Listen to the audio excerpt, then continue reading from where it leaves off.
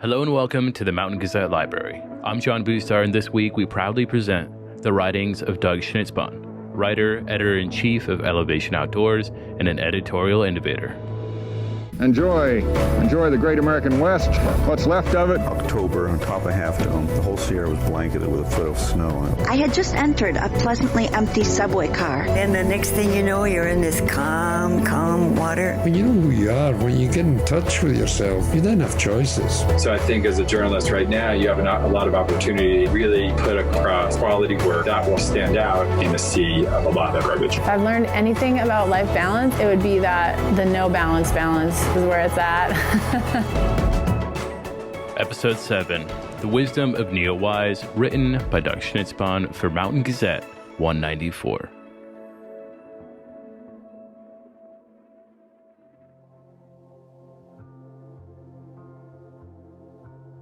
Insomnia is a bitch. I'm still up working at 3 a.m., lying on the couch, the low glow of the laptop straining my eyes, so I head out to find the comet. I've seen images of it plastered across social media by photographer friends, the long, bright tail of NEOWISE streaking like a medieval harbinger of divine intervention, overnight scenes of red rock canyons and alpine lakes. The house is quiet, except for the gurgling of the fish tank, and outside is even quieter. This is one of the benefits of insomnia. It's only late at night like this when you notice just how much noise surrounds us on every side. The neighbor's god-forsaken leaf blower to distant highways to the long boom of an airliner 30,000 feet above.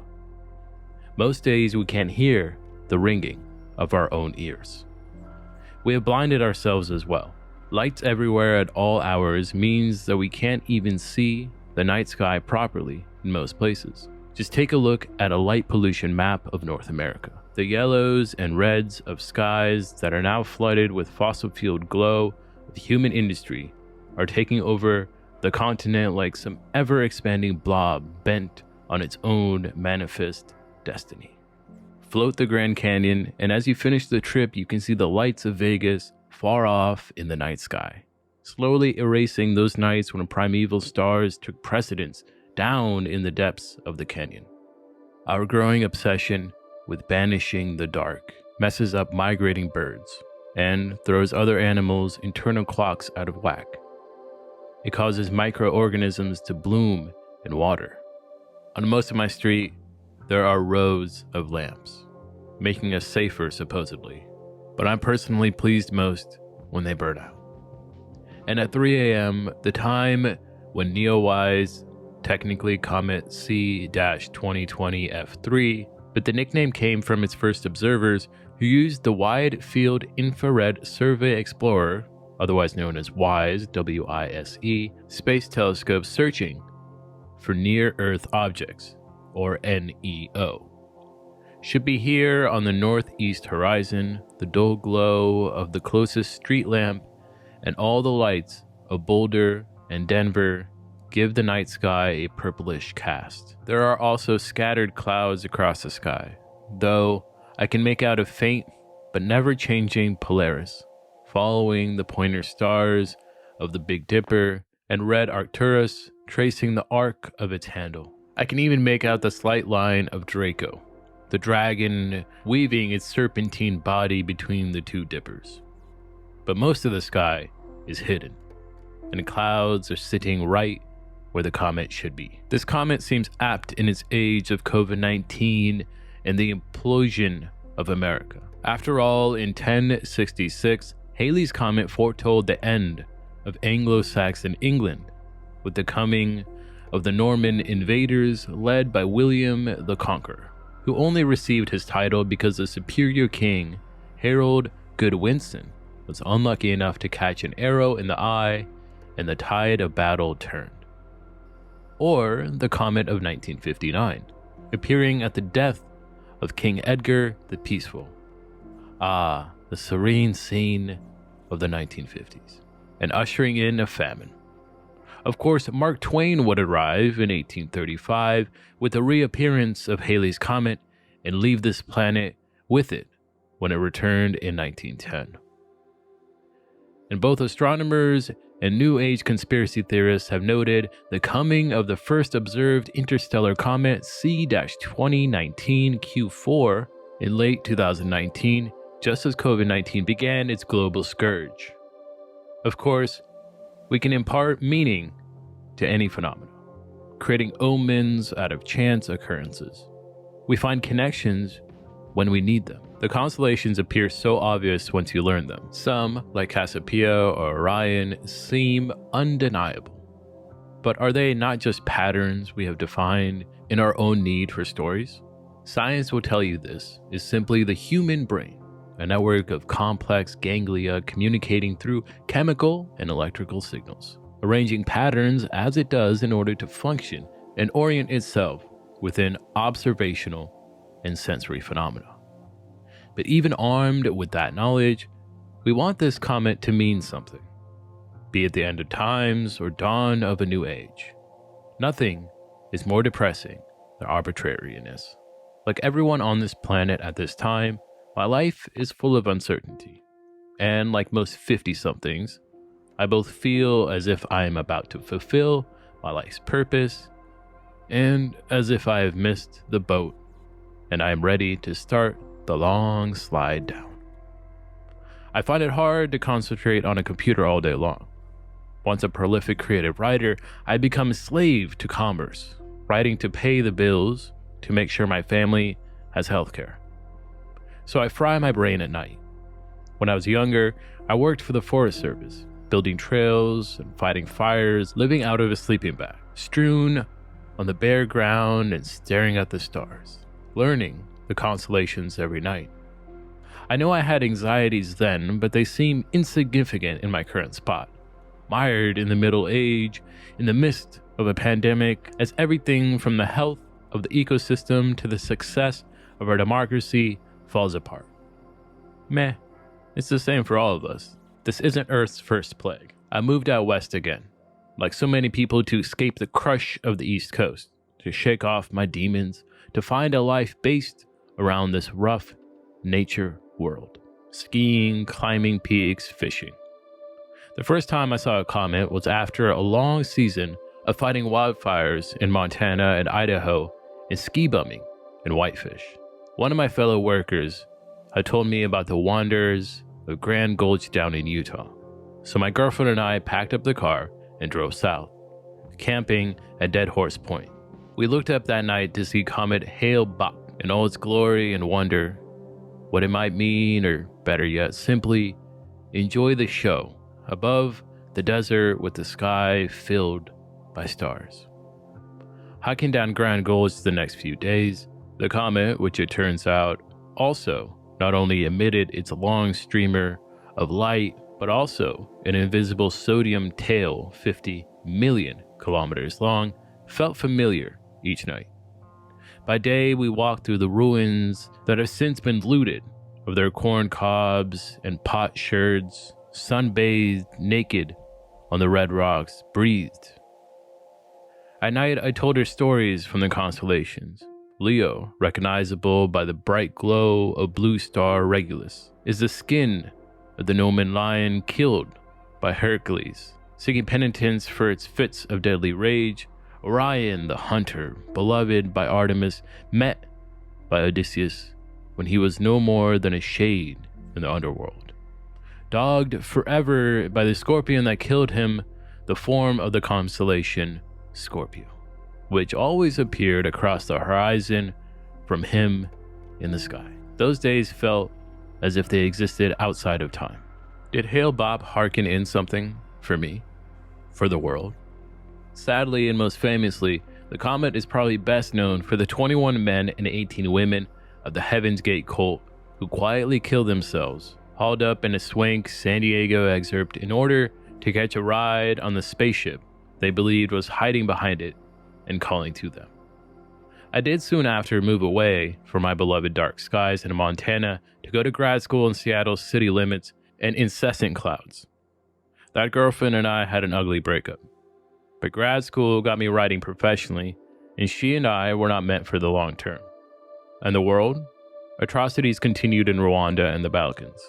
But here at home, Bill Clinton's definition of sexual relations and the politics of the 1990s seem bucolic compared to our current climate of non-stop anxiety fueled by social media, virus hoax protests, and a desire to tear each other apart. King Harold winks his one eye from Elysium. Astronomers observe a lot of near-Earth objects. Couldn't we find any sign for these events if we looked? Staring up at a full sky of stars, the kind you see from the bottom of the Grand Canyon or out in the Sahara, should fill you up with nothing more than nihilism. We are certainly insignificant in the cosmic count. Even our ability to count is dwarfed by the sheer number of other worlds up there. The center of our own galaxy, which even astronomers simply referred to as the Milky Way, rather than assuming its numerical classification as, say, the romantic Andromeda, is M31 to scientists, is still a mystery to us. A hulking black hole, the gravitational mass around which our own sun, one of some 100 billion, spins like a chunk of comet dust, with an average of 10 million stars packed into every 3.3 light years, all cratering into itself. We can just barely see where it is, off past Sagittarius, where the visible Milky Way pools on the horizon. No wonder the ancients saw gods up there, and gave that arm of the galaxy that we can see lovely names like the folksy yet delicate Milky Way, or Naganha, the Silver River in Vietnamese, or the Darb al-Tabana, the Hay Merchant Way in Arabic. These metaphors let our minds find something to grab onto in those inconceivable reaches that even today, despite the fact that we have mastered the secrets of our own planet so well that we are engaged in wiping life out on it, and we can analyze the line spectra of comets and distant suns to be able to tell exact elements inside them, are impossible for us to reach, much less comprehend. And the Milky Way itself is just a backwater in the galactic metropolis. Never mind if you subscribe to the theory of multiverses. We don't even exactly agree on how or if our universe is expanding, what it's expanding into, the nature of dark matter, the significance of space within space. Worst of all, we are locked in time and casualty. Even the heavens are limited. Look into the night sky, and as the poet Rainier Maria Reich, now long gone, noted, there is a star that died long ago. This should make us sick, should fill us with a sense of meaninglessness. But the power of the human ego. Even with this infinite incomprehensibility, we are still the center of our own universes, the mass within our dark matter. All cynicism aside, the size of the universe fills me not with the nausea, but hope when I stare up at it. When I know I can't count stars, when I know there may be multiverses where Harold's Anglo-Saxon kingdom brushed off the Normans, where my failures have a second chance, where all probability melds into one ribbon, it makes me feel at peace. Is there any simpler human pleasure than stargazing? I am a reader of signs. At a young age, I became fascinated by tarot cards. My grandmother, who could get deer to eat out of her hand and would tell me she was a witch when she put her fingers through the candle flame, gave me my first deck. Forget fortune telling, the cards tell archetypal stories. They speak to signposts within us, and through those we can tell our inner narrative. And as any good writer knows, from there the end game, the future, simply plays out. My favorite card, of course, has always been the star, which symbolizes hope. It's also the card of Aquarius, my sign. I have found constellations of Aquarius in the sky, the Babylonian river. It's very faint and difficult to make out. It was clearer in Sumerian days and is slowly disappearing as stars' shapes will do over millennia. Even the constellations are impermanent. But yes, I feel it every time I look to the stars. The pull of a beyond, An idea that we can be something more than our human foibles. That there is nothing to fear in infinity, only in our own ego. It's like trying to reach the edge of the universe, go far enough, some psychiatrists say, and you end up back where you began. I am a reader of stars. There are times out in the wild when I simply let them blur, but most of the time, I have found great joy, and yes, hope, in interpreting them. Sea kayaking in Baja, when afternoon winds made travel difficult, we launched before sunset to Mars shining red like a beacon in Scorpio as it rose up out of the Sea of Cortez. In Montana's Madison Range building trails, I spent nights orienting myself, starting with Polaris, always easy to find thanks to the Big Dipper, and moving on across the sky from that frame of reference, understanding how the view of the stars changes with the spin of the Earth and our planet's orbit around the sun. In Lapland, the Arctic dark, I could see Draco's scaly body perfectly. On the Colorado River, at night in pure dark, I gazed at star reflections on still water. The stars tell me the time of night and the time of year. They comfort me. I look up. I hope for the clouds to move on, for the bright tail of this 3-mile wide chunk of rock and ice finally catching fire in its orbital meetup with the inevitable heat and gravity of the sun after centuries of frozen loneliness. I know just where to look.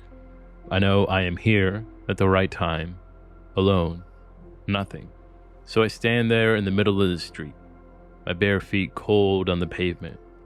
The wind moves the leaves of the oak I planted a decade ago in my yard. They speak in soft rustle. The pre-dawn air is crisp and clean, and I am overcome by the urge to just start walking and never come back, to lose my name, to give up on a lifetime of school, career, learning, CVs, work, and become a barefoot, homeless hermit, a ghost to fade. I first really saw the stars, uncountable lights, the river of the Milky Way, the full outlines of constellations as a child in the 70s, when I would visit my grandparents in New Jersey's northwestern Appalachian Hills. My grandfather was an engineer professor at Rutgers. My grandmother, who gave me the tarot cards, a sculpturist. Both performed as stage magicians. He would put her in a miniature Thai temple and drive swords through her as she wiggled bright handkerchiefs in hands and toes before sliding the blades back out and opening up the illusion to show her unharmed. There was danger at their house. Hunters who left paper bags full of deer limbs at the end of their driveway, copperheads under the front porch, a replica of King Tut's dead mask over the door where they sent me to retrieve ginger ale from the extra fridge down there. Full darkness at night. Some nights my grandmother, who had her own ghost, would turn to me at the dinner table after a few Johnny Walker Blacks and announce, "If the spaceship comes, I'm going." It always just made me feel uncomfortable, but now, faced with the sharp realities of adulthood, I get it. And yearn, too, from all that seems failed in myself and our species, to find some place that's not the mess we keep creating down here. We continue to lose even the ability to stargaze, to light pollution, and our obsessions with our screens. And we continue to lose our need to tell stories by them. What's left when we only look inside rather than light years away? But of course, standing in the street, I don't start walking. I stand there longer, waiting for wisdom from NEOWISE. I am an insomniac reader of signs, of looking for something of significance. If the spaceship comes, fuck yeah. Take me up in some beautiful tractor beam of light. Show me how your alien species had taken advantage of great intelligence and communication and compassion in a way ours seems unable to do. But I know I can't go, even if it were better. I am a stargazer, but of Earth. I have children, and a wife, and a family, and friends I love, and their ability to bear their time here, We can plot it both in the revolutions of Earth and to exact detail in a map of the cosmos. Depends on me. That simple love is worth everything. There is no comment tonight. There is still beauty in places where humans have not smeared themselves all over the workings of other species. There is the hope. There is the wisdom I have gleaned from chunks of frozen gas that we only see every 4,000 years, from stars that may no longer be alive, from multiverses of possibility and the crushing size of the universe. The stars provide this respite, this moment to see not just into the past of existence and the line spectra of barren worlds, but into the stillness of trusting our own ego. That helps, somehow. There's still a lot to stay here for. There are more comments in future days. I head inside.